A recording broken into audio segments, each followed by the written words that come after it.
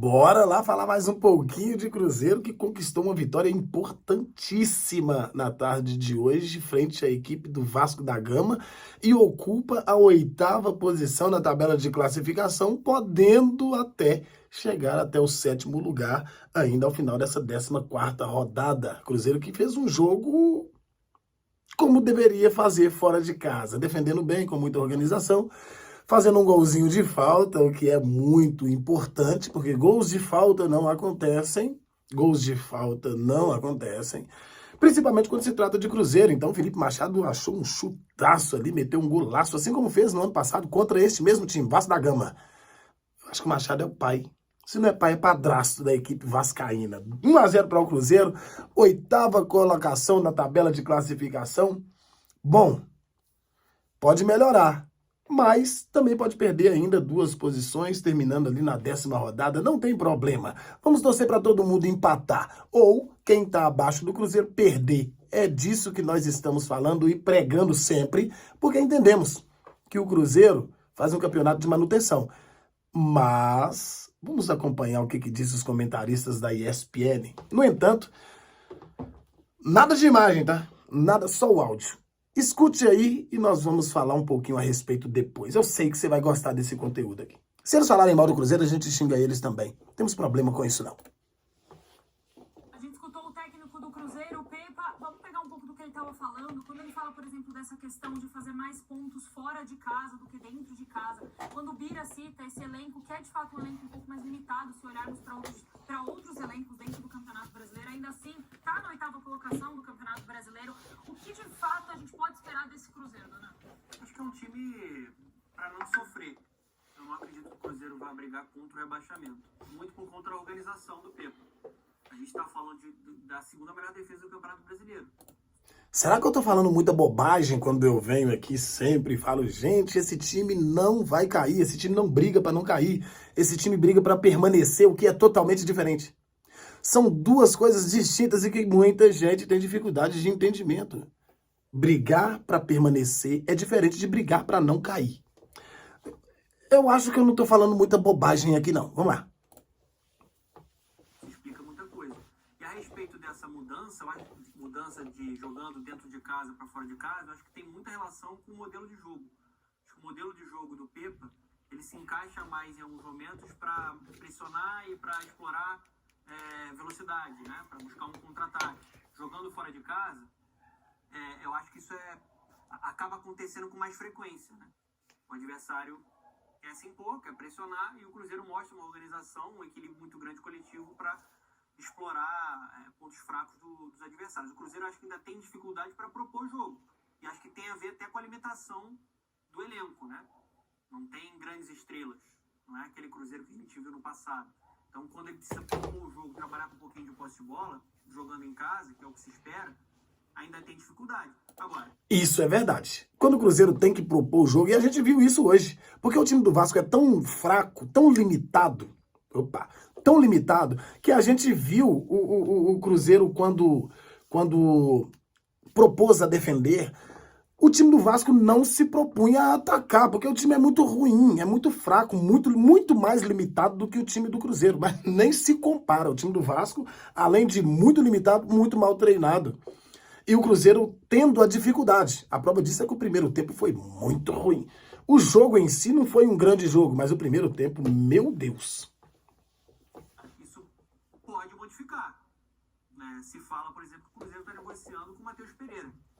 Seria um ótimo reforço, jogador que até pouco tempo estava brilhando na Premier League, no West Bromwich, está no Al Hilal, e é um jogador para deixar esse Cruzeiro mais criativo se de fato essa negociação for concretizada. Mas o trabalho do Pepa é um trabalho consciente, muito bom.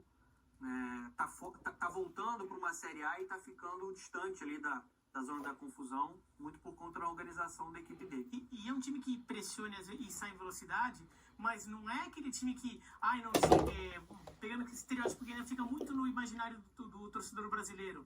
Não, é um time que é retrancado e se joga só no contra-ataque. Não, ele é um time que tem coragem. Sim. Mostra coragem muitas vezes nesse jogo, porque mesmo nesse jogo em que ele às vezes deixa o adversário um pouco a bola para sair em velocidade, mas tem muito jogo que vira trocação. Tem muito... Mais pura verdade, uma observação bem tranquila assim do jogo, né? Bem bem o que o jogo foi. O que o jogo foi? O que o Cruzeiro é? Como que o Cruzeiro joga? O Cruzeiro consegue propor o jogo? O Cruzeiro só defende? Como? Não, o Cruzeiro joga o jogo como ele tem que ser jogado. Agora, um ponto importantíssimo que foi dito pelo Pepa e que a gente não pode ter como normal é ganhar só fora de casa. Tem que voltar a ganhar dentro de casa, pontuar mais dentro de casa. O Pepa, inclusive, falou uma frase, eu anotei ela aqui, que ela é muito importante. Não é normal pontuar mais fora do que dentro de casa. Não é. O Cruzeiro precisa fazer um pouco mais. Teremos a oportunidade de propor o jogo. O Cruzeiro vai enfrentar a equipe do Curitiba dentro do Independência lotado, todos os ingressos praticamente esgotados. E logo na sequência o Cruzeiro pega o Goiás. São 2 jogos de 6 pontos. Poxa, Cláudio, os caras estão na zona do rebaixamento. Jogos de 6 pontos, justamente porque eles estão na zona do rebaixamento. Então o Cruzeiro precisa propor o jogo. É aí que entra parte da dificuldade do time. Embora o Cruzeiro não seja um time reativo, mas ele sabe fazer o jogo assim como a partida pede. Isso é inteligência e capacidade tática imposta pelo técnico Pepa. Baita treinador. Porque o Cruzeiro não renuncia a atacar sempre que tem essa oportunidade. Deixou o Fluminense completamente confortável no Mineirão. Sim. Lembra daquele jogo, como é que o Fábio trabalhou, né? Ele perdeu duas vezes o mesmo pênalti. Sim. Então, foi um jogo que o Cruzeiro jogou para ter um resultado melhor, como vários outros também. Ele jogou contra o Grêmio na Copa do Brasil, que o Cruzeiro foi eliminado, mas o Cruzeiro jogou muito bem em casa e acabou perdendo. Por quê? Porque o Grêmio tem mais jogador decisivo que o Cruzeiro. Mas no jogo jogado, o Cruzeiro não foi inferior ao Grêmio. O volume foi todo do Cruzeiro. Né? Sim. O volume foi todo do Cruzeiro e eu acho que, assim, em determinado momento...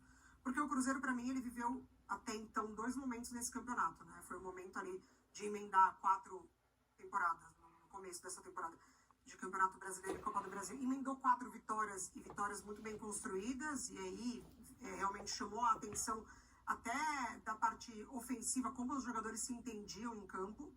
Com o Bruno, enfim, gerando muito jogo, criando muitas oportunidades, o Bruno Rodrigues.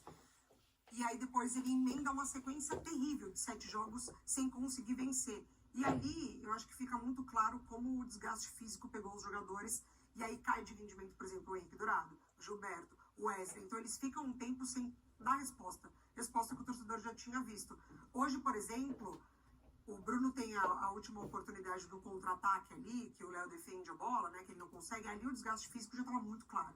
Sim, então eu acho que em determinado momento... Verdade, o desgaste físico estava evidente naquele lance ali. Porém, não se pode perder, tem que ter frieza.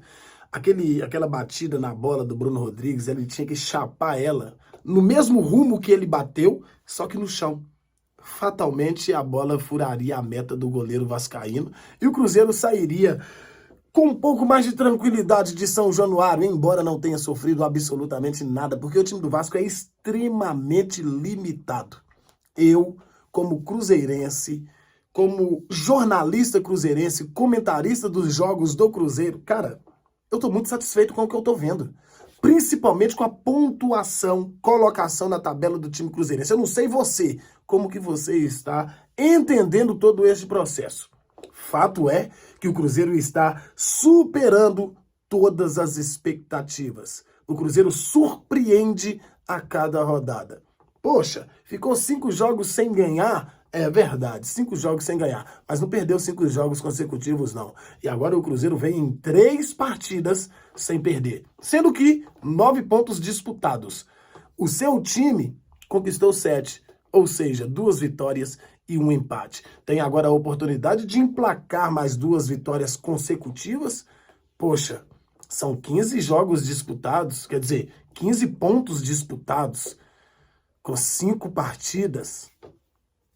Se o Cruzeiro vencer as 2 próximas, o Cruzeiro chegaria a 13 em 15.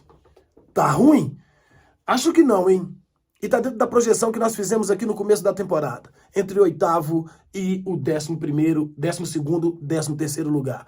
Entre o 8º, 12º, 13º lugar na tabela de classificação. O Cruzeiro vai muito bem, obrigado.